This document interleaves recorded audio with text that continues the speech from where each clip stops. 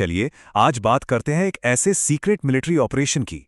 एक ऐसा ऑपरेशन जो बहुत तेजी से किया गया, जिसने न सिर्फ सीमा पार बैठे दुश्मनों को एक कड़ा सबक सिखाया, बल्कि भारत की पूरी डिफेंस पॉलिसी को हमेशा के लिए बदल कर रख दिया। तो कहानी शुरू होती है 4 जून 2015 की सुबह से। जगह थी मणिपुर के घने जंगल। वहां से इंडियन आर्मी की डोगरा रेजिमेंट का एक काफिला गुजर रहा था और तभी अचानक उन पर एक बहुत ही घातक हमला हुआ। ये हमला किया था NSCN-K नाम के एक उग्रवादी गुट ने। पूरा नाम है nationalist socialist council of Nagaland Khaplang.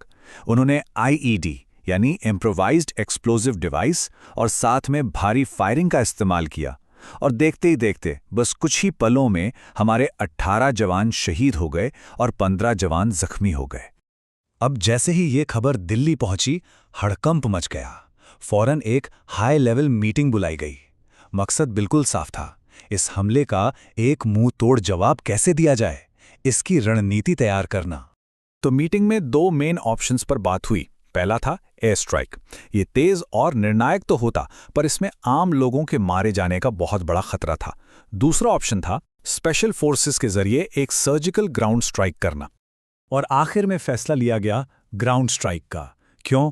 क्योंकि ये सुनिश्चित करना था कि ये मिशन बिल्कुल सर्जिकल हो, मतलब निशाना सिर्फ और सिर्फ आतंकी हो और किसी भी आम नागरिक को जरा भी नुकसान ना पहुंचे। साथ ही इससे एक बड़े इंटरनेशनल विवाद का खतरा भी टल जाता। तो जब आर्मी चीफ दलबीर सिंह सुहाग से पूछा गया कि तैयारी में कितना वक्त लगेगा, तो उनका जवाब एकदम सीधा और कॉन्फिडेंस से भरा हुआ था। उन्होंने कहा, सर मुझे सिर्फ 3 दिन चाहिए। और बस इस मिशन की जिम्मेदारी सौंपी गई इंडियन आर्मी की सबसे एलीट, सबसे खतरनाक यूनिट्स में से एक को। ये यूनिट थी 21 पैरा स्पेशल फोर्सेस।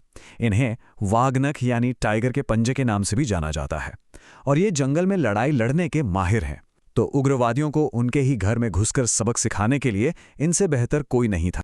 मिशन इतना अर्जेंट था कि जो कमांडोज छुट्टी पर थे या कहीं और ड्यूटी कर रहे थे, उन सबको चुपचाप एयरलिफ्ट किया गया, और इस तरह से 70 जांबाज कमांडोज की एक टीम तैयार की गई। टीम तैयार थी और अब शुरू हुआ मिशन का सबसे मुश्किल हिस्सा। कमांडोज ने सीमा पार करके घने जंगलों के अंदर अपनी सीक्रेट और बेहद खतरनाक यात्रा शुरू कर दी। सोचिए, उनका टारगेट म्यांमार के अंदर करीब 50 किलोमीटर दूर था। यह कोई मामूली सफर नहीं था, ये एक ऐसा सफर था जहां हर कदम पर खतरा था। और दुश्मन सिर्फ उग्रवादी नहीं थे, उन्हें 40 डिग्री की जानलेवा गर्मी और 98% ह्यूमिडिटी से लड़ना था।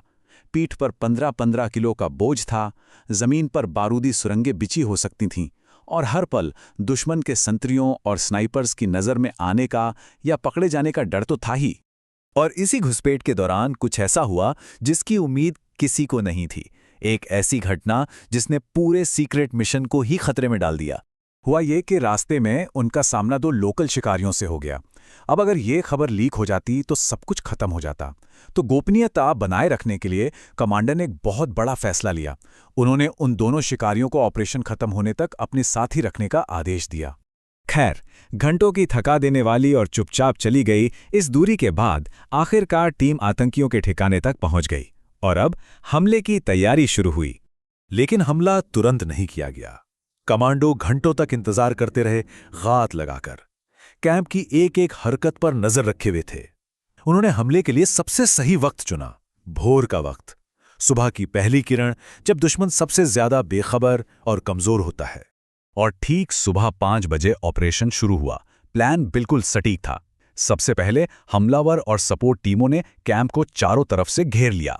फिर स्नाइपर्स ने वॉच टावर्स पर बैठे संतरियों को चुपचाप ढेर कर दिया। इसके बाद शुरू हुआ रॉकेट अटैक, ताकि दुश्मन के सारे डिफेंस को तहस नहस कर दिया जाए। और फिर फाइनल असॉल्ट। हमलावर टीम कैंप के अंदर घुस गई। ये जानकर हैरानी होती है कि जहां घुसपैठ में कई घंटे लग गए, वहीं जो असल हमला था वो अविश्वसनीय रूप से तेज था। सिर्फ 40 मिनट में सब कुछ खत्म हो गया। और सिर्फ उन 40 मिनटों में 100 से भी ज्यादा उग्रवादियों को मार गिराया गया। उनका पूरा का पूरा कैंप तबाह कर दिया गया।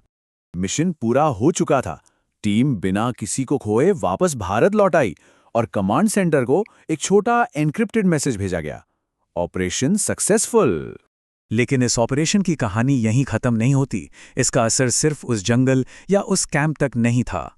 असल में इसने भारत की स्ट्रेटेजिक पॉलिसी में एक बहुत बड़े बदलाव की नींव रखी। देखिए, पहले भी ऐसे ऑपरेशंस होते थे, पर वो हमेशा गुप्त रखे जाते थे। लेकिन इस बार ऐसा नहीं हुआ। भारत सरकार ने दुनिया के सामने आकर इस स्ट्राइक की घोषणा की।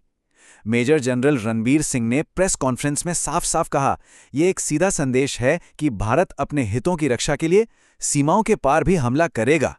तो ये एक बहुत बड़ा शिफ्ट था। पहले भारत की पॉलिसी, जिसे स्ट्रैटेजिक रिस्ट्रेंट या रणनीतिक संयम कहते थे, उस पर चलती थी। पर इस ऑपरेशन के बाद ये बदल गई प्रोएक्टिव ऑफेंसिव डिफेंस में। मतलब अब सिर्फ बॉर्डर पर बचाव नहीं करना है, अब खतरे को उसकी जड़ में जाकर खत्म करने का सिद्धांत अपनाया गया। तो इस ऑपरेशन हॉट परसूट की कामयाबी और फिर उसकी सार्वजनिक घोषणा ने इस पूरे इलाके में शक्ति संतुलन के नियमों को ही बदल दिया। इसने एक नई मिसाल कायम की, पर यह अपने पीछे एक बड़ा सवाल भी छोड़ गया। सवाल ये कि जब कोई देश अपनी सुरक्षा के लिए सीमाओं को लांघने के लिए तैयार हो जाता है, तो इस संवेदनशील क्षेत्र में स्थिरता और तनाव के बीच जो एक नाजुक सा संतुलन बना हुआ है, उसका भविष्य क्या होगा।